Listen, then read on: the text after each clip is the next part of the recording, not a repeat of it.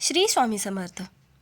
आजच्या व्हिडिओमध्ये आपण साष्टांग नमस्कार पुरुषांनी घालावा पण स्त्रियांनी घालू नये यामागचे काय शास्त्र आहे ते पाहणार आहोत.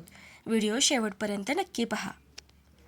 नमस्काराच्या पद्धतीतून व्यक्तीचे संस्कार दिसून येतात असे म्हणतात. नमस्कार करण्यात नम्र भाव असतो.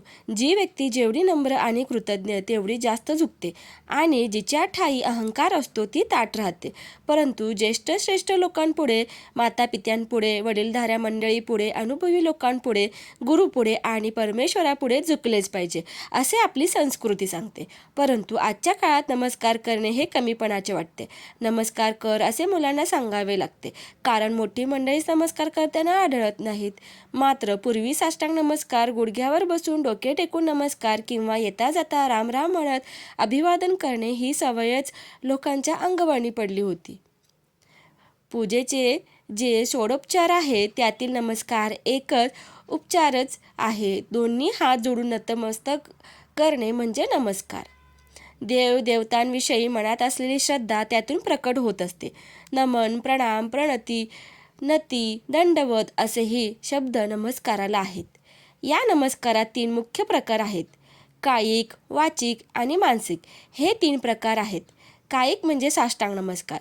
तिन्ही नमस्कारात हा सर्वश्रेष्ठ मानला जातो कारण हा नमस्कार करतेवेळी हृदय, माथा, पाय, गुडघे आणि हात ही शरीराच्या 8ही अंगे जमिनीला टेकतात म्हणून याला साष्टांग प्रणाम असे म्हणतात.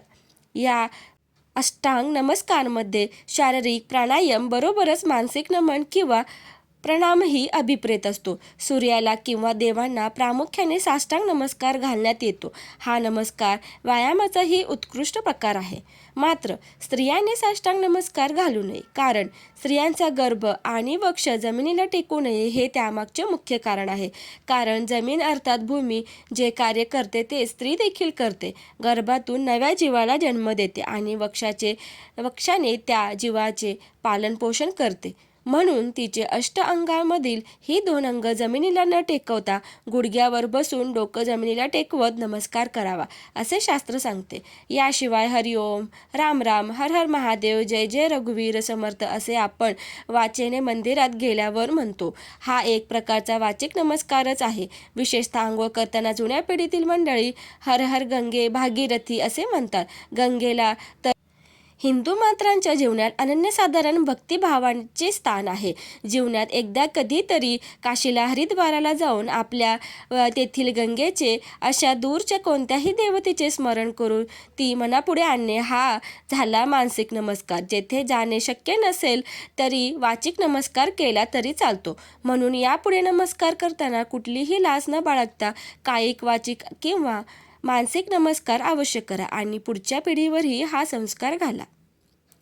व्हिडिओ आवडल्यास व्हिडिओला लाईक, शेअर आणि सबस्क्राईब